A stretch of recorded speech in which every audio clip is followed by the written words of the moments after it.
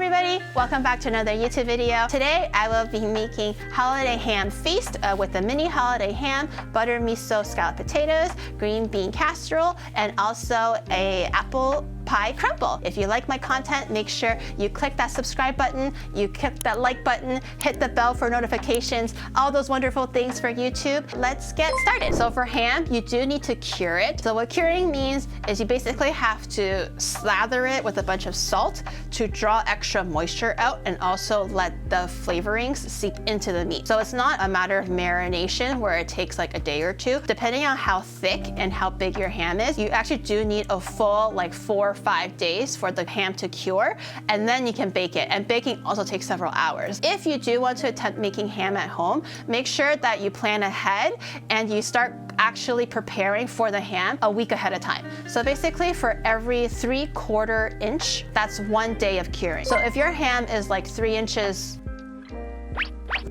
thick, then that's gonna take 4 days to cure. So curing the ham is actually very, very simple. It's basically just a combination of salt, sugar, pepper, and whatever other seasoning you wanna go with it. For me, I like to add Italian seasoning. It says in here, there's like salt, dried garlic, paprika, rosemary, fennel, red pepper, cumin powder, cumin seeds. So I kind of like the combination of spices that's in this particular spice blend, but I'll show you guys how to actually cure ham starting from scratch. So for ham, it usually comes from the pork leg. If you can find it skin on with a small fat cap, that's the best kind of cut that you can get for making ham. But I couldn't find that, so this was the only cut that I could find, which is just a regular ham cut, but with no skin on and also not much of a fat cap. But we're gonna make do with what we have. Curing meat is actually really, really simple. You just basically grab your meat, put all your spices all over your meat, rub the shit out of it, tie it up like it's a bad boy, and then you can let it sit in the fridge for like 3 to 4 days. So this is the cut, pretty standard.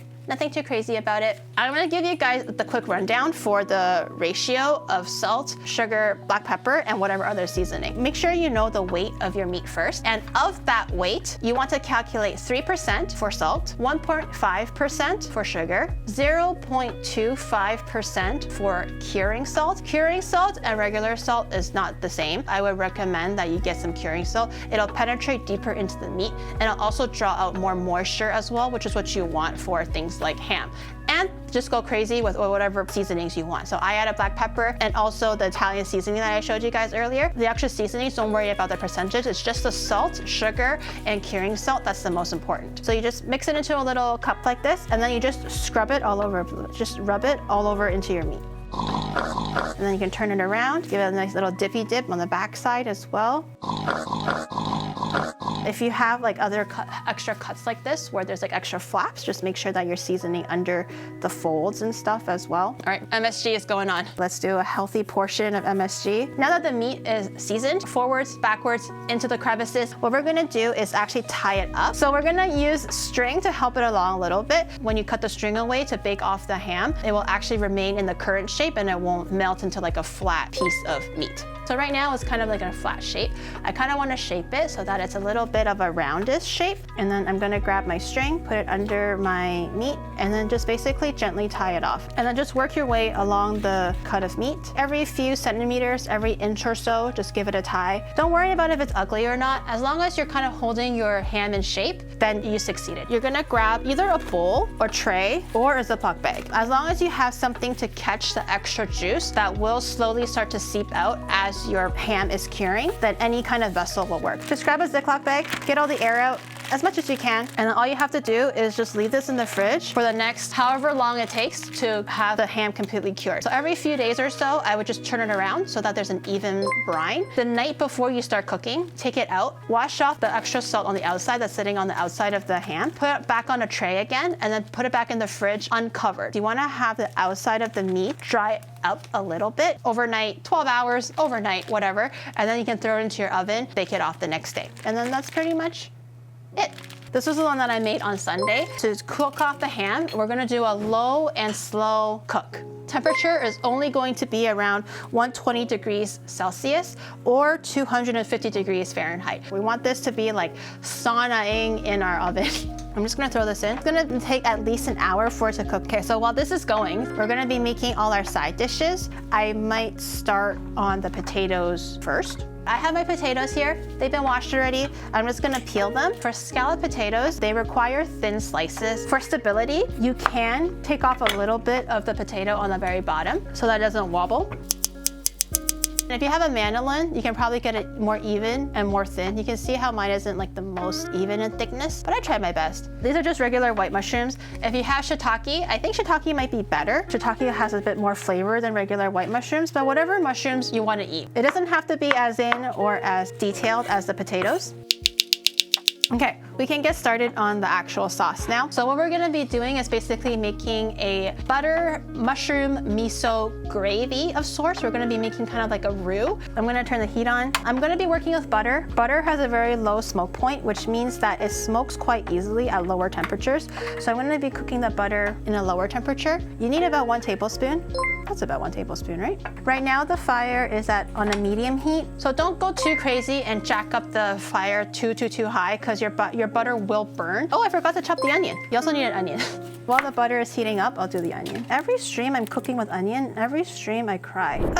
It's so spicy. You'd think that I would pick dishes that don't require onion. Just the onions first. Don't worry about the mushrooms yet. And just give that a quick saute. I'm gonna throw my mushrooms in. It looks like a lot of mushroom, but don't worry about it. Once mushroom is in contact with heat, it will start to let moisture out and it'll also start to whittle down. So I'm gonna stir in a little bit of flour. Flour is about 1 tablespoon of flour for this amount that I'm putting in. So this is the 1 tablespoon I had measured out already. And once you kind of see that the color of the flour has disappeared, there's not too many like white specks left, then we can start putting in the milk. I would recommend when you put in milk, try to put in warm milk. I find that when I use cold milk, it tends to clump a lot easier. The recipe said 1/4 cup. And then turn down to low heat so nothing overly burns. And then I'm also gonna add my miso. Miso, I think just to taste, I'm gonna eyeball the miso. I forgot what the recipe said. That should be fine. And miso is a little salty. Don't go too ham and then accidentally make your roux too salty. This is a circumstance where you kind of want to salt the roux slightly saltier than you would normally prefer it, just because the potatoes are not seasoned. This is my casserole dish. It's not a casserole dish, it's literally my bread pan. I don't have a casserole dish that's that big, so I just literally took my bread pan and I lined it with tin foil. I'm gonna put all the sauce on the inside. I'm going to stick the potatoes up like this and form like a nice little unique kind of shape to it. It doesn't look like much now, but we're gonna grab our pieces and then we're gonna stick it in like this. It kind of looks like a rose made out of potatoes. Scalloped potatoes, nice and layered. And then now I'm gonna add the cheese. And then we're gonna bake this off in a little bit. I have a confession, I don't actually have shredded cheese, but I did buy pre-sliced cheese, not the American cheese, cheddar mozzarella cheese. So I'm gonna actually just use the cheese slices and I'm gonna tear it up with my hands. Do I need more cheese? More? More cheese? More cheese? It's just gonna be a baked bowl of cheese. I have my water. I'm gonna turn the heat to highest. Either use canned green beans or pre-cooked green beans. So what I'm gonna do is just trim off the ends and blanch the green beans. I heavily salted the water just to make sure that some of the saltiness will get into the green beans. So I have my green beans that I've washed already. The last time I made green beans, I was separating like the stems and everything by hand manually. Today, I'm gonna try actually just cutting it off with a knife. Cut off the bunch, and then I'm just gonna turn it around and do the same thing. And then again, whatever I'm missing, I'm just gonna go back with my hands and just rip it off. I feel like 1 green bean like this might be too long. 1 fell cut down the middle. It's okay if not everything is exactly the same. So I'm gonna put everything into the hot water now. We're waiting for this to cook through this time. We're not just parboiling it, we're actually waiting for it to cook through, so you want it completely cooked. I personally like my green beans still a little bit crunchy and not fully cooked through. This one is perfect. I rinsed them in cold water and now we're gonna add the extra ingredients for the actual casserole. The special ingredient for green bean casserole is actually cream of mushroom soup. I don't know why cream of mushroom soup is so like staple in green bean casseroles, but do not omit this. But these are the 3 basic ingredients: cream of mushroom soup, milk, salt and pepper obviously, and crispy onions. For this amount of green beans, we probably don't need the whole can, maybe just half a can. That literally looks like a poop stain. This is cream of mushroom soup. It's nice and thick and jiggly. And then we're just gonna, again, eyeball. This is enough. Eyeballing, we're gonna add a dash of milk. And the milk is just to thin out the soup a little bit so it's not like a big clumpy mess. I'm gonna put garlic powder, black pepper. I'm gonna mix it again. And then we're gonna add the fried onions. Fried onion. They're not all this big though. Very yummy. I'm actually gonna use all of it. Half a bag in the actual casserole and half a bag as topping. I Love fried onions. I'm gonna dump everything into here.